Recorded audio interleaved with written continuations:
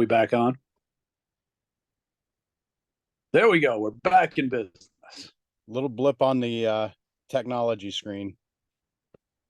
Well, could have been a satellite went by and blocked us, but yeah, it was getting back to the ghost thing. It's just one guy does that all that work. I mean, he's the guy that sits in the studio and records every instrument and comes up with the songs, then hires a bunch of artists to go out and they also have this spoof video stuff that they do, and they're giving you comedy and stuff like that. So kudos to them. But yeah, a lot of new artists and a lot of new good stuff out there for sure. And I'm listening to all of it, but nothing has really struck me in the last probably 6 months or so. Yeah. Although that you I went back and listened to a lot of the old House of Lords stuff. I mean, not new, but man, new. Whether it's brand new now or whether you just discover an album from the 70s or the 80s or whatever like that, and it becomes your new song, a new album or whatever, new artist that you discovered. Yeah. Either way, Yeah. Yeah. House of Lords. I wasn't super familiar with their catalog. I've dove into that a little bit deeper yep, because the only House of Lords song that I was familiar with was the radio play of the Blind Faith cover. Can't Find My Way, and yep. uh, and they're definitely um a very good band with a lot of really good stuff. A little proggy at times, but no, definitely a very good band. From what I understand, they're bigger in Europe than what they are here. I think they do a lot of dates in Europe. So, Yep. but as far as what I've been listening Yep. to lately, the new Winery Dogs 3, Ah, it's really good. Killer, front to back, not a bad song on it. But their first one was always my favorite, and then now I don't know. Number 3, I think, is probably pulling into that number 1 spot. I don't know if you had a chance to check that out. that's a band that I did, and again, that's a band that solid as heck, and it's funny about that. Like you said, the first album really hit you because it was new, it was exciting, stuff like that, and a lot of tunes on that I really like. And every time you listen to one of their albums, you listen to it and you go, "That's pretty good," and then you end up going back and revisiting it, and you fall in love with the song because it's something that Winery Dogs tunes grow on you, and Yeah, that's yeah, something cool about that band for sure. yeah. Well, so the 3 guys that are in it are phenomenal musicians. I think at times in the music world, they're huge. Like people know who they are, they respect them. But in the fan world, I think all 3 of them are very underrated. I mean, like, when people start talking about the greatest drummers and the greatest bass players and the greatest guitar players and the greatest vocalists, those 3 guys rarely All come three up. are in that band. Not within now musicians maybe, but not with fans. Fans are going to Yep. go to the normal, John Bonham best drummer, and you know, Hmm. uh, Jimi Hendrix guitar player, and Richie Blackmore, and but if I don't know if you've ever seen those guys live, um, but I mean you can hear how talented they are on the records, but to see them live, and Richie Kotzen Yeah. doesn't even play with a guitar pick. He hasn't played with a guitar pick in probably 10 years. He Nope. said it got in the way. Nope. Yep. And it does. And you watch him play, it's amazing. Yeah. Absolutely amazing. Yeah. He uses the tips of his fingers, and oh yeah, it's just amazing. And then Billy Sheen's an animal, and Mike Portnoy. I mean, come on, it's the guy's insane, and it reminds me a lot. I think Winery Dogs remind me a lot of Chickenfoot too, because here we are with Satriani and Sure. Chili Peppers and Sammy Hagar. I mean, and that band never took off. Winery Dogs hasn't really taken off, but like you said, it's a fan based band. It's really not a mainstream band, and I think they're Yeah. doing stuff for themselves. They're not trying to album to go to number one or a single to go on the radio. If it happens, it happens. But I don't think that's their thing. You don't hear anything too polished from either one of those bands. No. Um, and realistically, um, like you said, they're enjoying themselves, and the fallout are the fans. So they're enjoying themselves, they're putting together this killer music, and they're Mm-hmm. they're selling more concert tickets every time they tour. They're selling more albums, they're selling more merchandise, and um probably 5 years ago, if we had gone on to one of those rock cruises with a Winery Dogs t-shirt, nobody would have known who the heck they were. Nobody. When we went on the cruise this last time, I can't remember if it was myself or my wife. One of us had on a Winery Dog shirt, and more people commented on that while we were waiting in line to get Hmm. in. So it's definitely a growing fan base. But you know what? It's the field of dreams, right? If you build it, they'll come, and they certainly built it.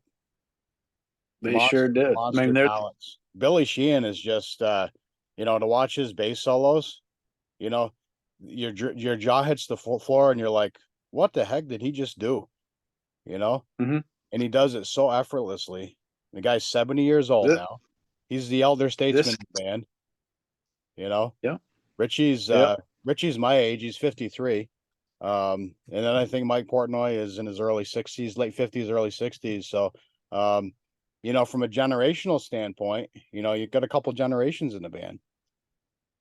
But you Richie's do, kind of an old you do. soul anyway. He's kind of he's his stuff. If you listen to his solo stuff, he's got a lot of blues, rhythm and blues, type influence in there. Um, I often thought, I'm a big Joe Bonamassa fan, and Joe is kind of crosses over between rock and blues, and he does the Black Country Communion with Glenn Hughes, and they're actually getting ready to release another album. But I always thought that it would be really cool if Joe Bonamassa and Richie Kotzen got together and did an album. Absolutely. I think that Yep. would be I like, mean, Richie, that would be killer. Yeah. yeah, Richie, again, one of the so underrated out there for sure. There's no doubt about it.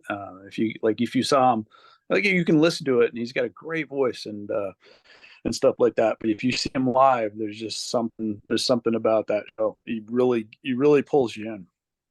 yeah, yeah, yeah. No, I didn't even, I discovered him probably, well, I think I discovered him when the Winery Dogs first came out. So it's probably like maybe 2014, something like that. And then I realized he was in Poison. He was in Yeah, I Mr. Big discovered. for a couple albums. And I went back and listened to the Poison record, and I went back and listened to the Mr. Big stuff. And you can definitely hear his guitar playing in there. And I'm not the Yep. biggest Poison fan in the world. They were a little bit too bubblegummy for me back in the day. But that album, Native Tongue, there's some good tracks on that, and I think that it's all because Richie was there, and the Mr. Big stuff I was good too. agree. So, and then I went back and started listening to Yep. his Yeah, solo Mr. stuff, and Big. I mean, just a phenomenal talent. And the other thing he does is, you mentioned this about Ghost. He's Most of his albums he recorded in his own studio, and he played every instrument on Yep. the album. So not only can he play guitar, See, he and I plays totally. bass, he plays drums, he plays piano. I mean, just what can you say? You're talented, but he's kind of a freak of nature, and like I said, very underrated. Um, he sounds a lot like Chris Cornell. Chris Cornell got all the accolades in the world for his vocals, and nobody ever talks about Richie Kotzen. So, Nobody does. and it was funny too because somebody in the music world that knew Richie Kotzen and knew his talent said to him, "You should be the new lead singer in Soundgarden." And his response was, "Nobody's going to replace Chris Cornell in Soundgarden. Not me, not anybody. If they wanted to go out on tour and they Hmm. were looking for somebody to sing those songs, I would be honored, but I would never replace Chris Cornell." Exactly. So, Exactly. Well, I mean, probably the same has been said with Jack Russell from Great White. Again, I mean, my God, if you listen to any of the Zeppelin covers, you just oh, sends chills up your spine. his voice is second to none, really, and he's another one that's very underrated vocally. Nobody talks about him as a great vocalist, but he is. Same thing with Janie Lane. When Janie Lane was around. Um, Ironically enough, I've seen Great White probably 7 or 8 times with different lead singers. I think I've seen them all. I think I've Hmm. seen every lead Yep. singer that they had. And their newest one, he's a 22 or 23-year-old kid. He's the closest that they've come to replacing Jack Russell. He's I not agree Jack with that. Russell, but he can sing Yep. those songs. And you Yep. can tell it's not Jack Russell, but it's close. Like the other ones, Terry Luce, I think did a good job. He was um Oh, yeah. he did a good job when he was in there. He sang the songs well, but it sounded like a Great White cover band, you know? Yeah. This new kid, I actually had a little bit of an interaction with him because, well, I didn't have an interaction with him. I saw an interaction with him with another fan after a Great White show, and I didn't even know it was him because he's got this really long blonde hair down to the middle of his back. He had it up on his head and he had a cap on. So all you saw was his face. So I had no idea who he was. And we're standing there by the elevator on the Monsters of Rock cruise, and this fan comes over and starts talking to him. You know, you're great, you're this, oh, thank you so much. You know, very, very, very humbled, like very, very humbled, very shy. Seemed like a really nice kid. And then after they walked away, my wife says, that was the lead singer from Great White, right? Nope. Nope. If Jack Russell was standing there, I'd be able to tell you that. But this new kid, well, he would. The bad part, Jack Russell wouldn't be standing there; he'd be sitting there because I saw him last year, and most of the set was done on a stool. But you got to know the history of his health. I mean, but the guy can still sing. Yeah, and that's funny. You didn't recognize the singer of the new Great White. It's almost like riding in an elevator with Red Beach and not knowing who he is. Right. I heard that happen once. I've heard that's happened before. That's a story for another podcast. It sure is. It sure is. It's like Undercover Boss, right? Right, exactly. When you have your first comedy podcast, we'll bring that up again. Undercover Beach. Exactly. So unfortunately, we're running out of time here, Jim. I know. Flew by like nothing. Yeah. Appreciate you coming on today. Always fun talking with you. Look forward to doing this again with you sometime. I would love it.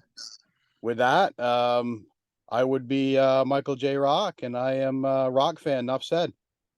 Thank you, Jim. Thanks, Mike.